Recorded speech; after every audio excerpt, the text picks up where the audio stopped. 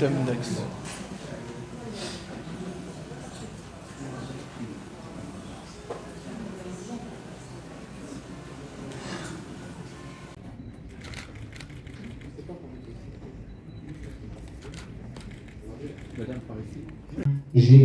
J'ai amorti mon investissement, donc les économies d'énergie que j'ai fait m'ont servi à payer mon investissement, donc c'est pas les 4-5 ans.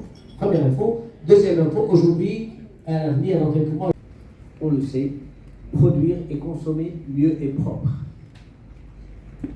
Dans tout ça, il y a une nécessité, une urgence. De record en record, le monde a explosé ses plafonds et se projette aujourd'hui, non pas dans des questions d'adaptation, d'accord, hein, monsieur RSE, sauf que là, je crois que la décarbonation nous tombe dessus de manière plus impérative que la RSE. D'accord, donc il faut un monsieur décarbonation. Est-ce qu'au Maroc, on forme des ressources pour ça? Est-ce qu'on a commencé à former? Est-ce qu'il y a un partenariat avec des universités qui peuvent éclairer à ce sujet? Des partenariats avec l'université, de toute façon, aujourd'hui, dans tous les cursus techniques et technologiques.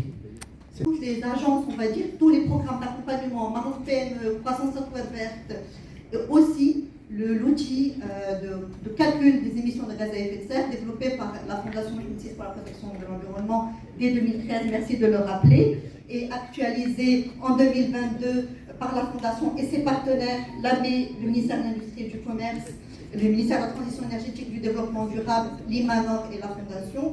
Cet outil, qu'est-ce que c'est?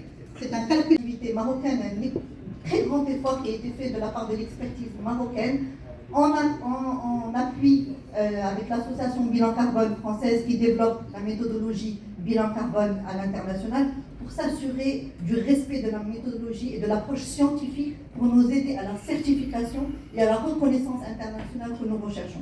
L'entreprise, on est en train d'y travailler, nous travaillons avec les partenaires, avec l'Union européenne, avec d'autres partenaires, parce qu'il n'y a pas que le marché européen, il y a d'autres marchés qui s'ouvrent à nous. Nous travaillons à ça avec l'IMANOR. Nous sommes en train de mettre en place tout un système de reconnaissance du bilan carbone national marocain, calculé avec un outil marocain qui est à la disposition de l'ensemble des entreprises. Vous allez sur le site de la Fondation, vous trouvez mes coordonnées, je vous envoie l'outil. C'est aussi simple que ça. Notamment, nous organisons des tournées régionales. Ce matin, j'étais à Jdida. On a rencontré l'écosystème des entreprises à El Jadida pour les sensibiliser à la décarbonation. On va être à Marrakech, Tanger, on a déjà fait Fès. Enfin voilà, on va faire une tournée sur l'ensemble des régions.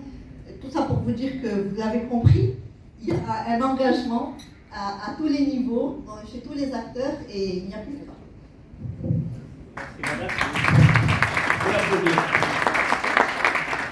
La réindustrialisation de l'Europe, vous avez raison, c'est un grand débat. C'est un grand débat. On ne se réindustrialise pas qui veut et comme on veut. D'accord? Au bout d'un moment, on est dans un marché concurrentiel qui, malgré les barrières, qu'elles soient financières ou normatives, entre les marchés, est encore concurrentiel. Et au bout d'un moment, il faut être compétitif. Et le gap de compétitivité entre l'Europe et le Maroc, je vais prendre par exemple l'industrie aéronautique, il est de 1 à 3.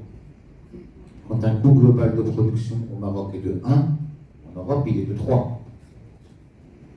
Il y a encore un peu de chemin. Je fais un bilan carbone de mon entreprise. C'est un des accompagnements pour ça. C'est bien, mais je reviens à mon champ. Le chef d'entreprise de Expa, je vais lui répondre. Le chef d'entreprise à Expa, il part chez sa banque ou chez Maroc PME. Il a un projet d'investissement, l'État donne 30% de subvention. Avant le projet d'investissement. Il veut faire une étude, l'État finance à 80%. Il va chez Maroc PME. L'État finance 90% de l'étude.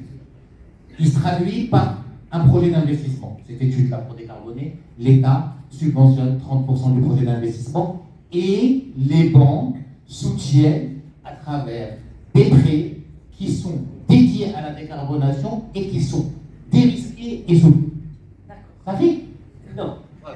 Moi, chef d'entreprise, je ne vais pas aller chez ma banque me poser la question comment je veux décarboner? C'est ça, mais oui, le maître Sidi.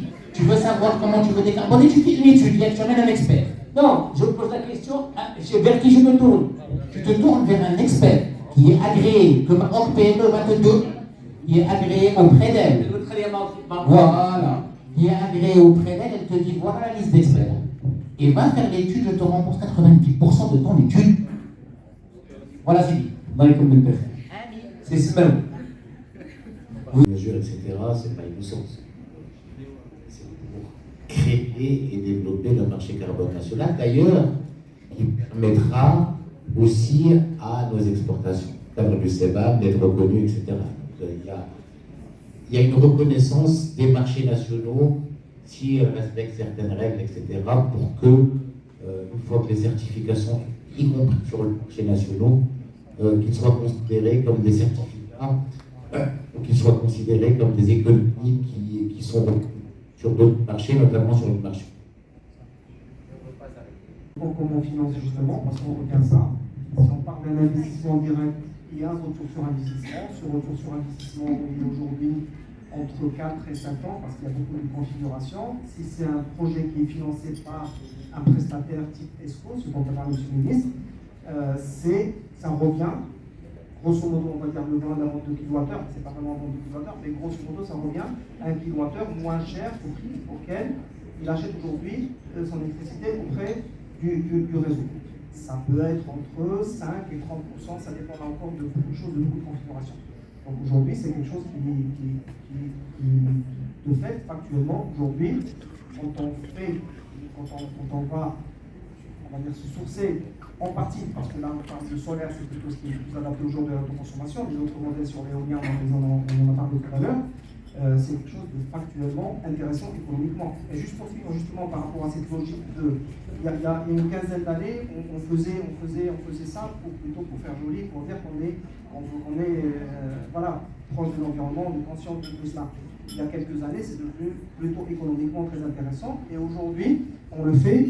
La troisième raison, c'est plutôt pour des raisons de décarbonation. Donc en fait, on a aujourd'hui 3 bonnes raisons pour y aller, quoi. Donc c'est le bâton et la carotte. On a à la fois l'économie qui est réalisée, et puis le bâton, c'est la décarbonation, parce que là, c'est un sujet de compétitivité. Voilà, de manière générale. Moi, juste un point. Moi, d'abord, je suis impressionné par l'optimisme, l'enthousiasme et la force positive de M. le ministre. Je suis un peu plus tempéré. Moi, je suis dans les entreprises, on pourra en parler. Mais c'est vrai qu'aujourd'hui, par exemple, vu qu'on parle de décarbonation, on a ce qu'on appelle un facteur d'émission qui mesure donc les émissions de CO2 par rapport au kilowattheure. Au Maroc, qui est plutôt élevé. On est à pas loin de 700 grammes de CO2 au kilowattheure. Et donc, le but, c'est effectivement de réduire cela le plus possible. Aujourd'hui, on est ce qu'on est. On a un mix énergétique aujourd'hui qui est principalement fossile. Il y a des efforts qui sont faits au niveau des énergies renouvelables. Il y a encore du chemin à faire. Mais en tout cas, donc il y a cette électricité-là qui vient du réseau électrique, qui a ce facteur d'émission dont on vient de parler, mais on peut décarboner sur place en utilisant ça.